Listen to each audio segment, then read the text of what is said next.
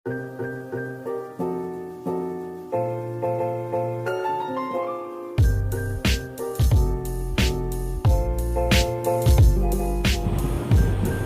guys, kali ini kita akan buat tutorial cara mengaktifkan huruf bahasa Jepang di keyboard HP Android. Jadi kita akan buka dulu aplikasi pengaturan.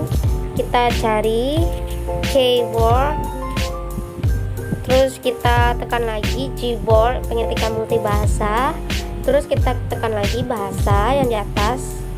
Nah, kita tambahkan keyboard, kita cari di sini Jepang.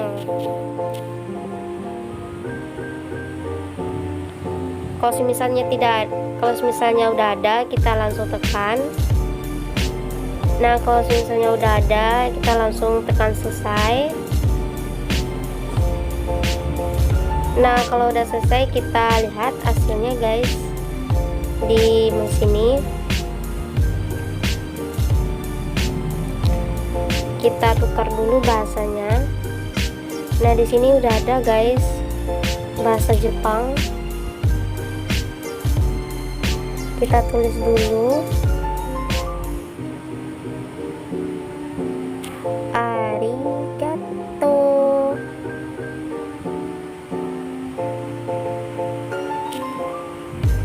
Terserah aja kita mau tulis apa guys. Nah, kalau udah selesai, kalian bisa pilih-pilih mau yang mana kita tulis gitu guys. Ini banyak banget fiturnya di dalam keyboard ini.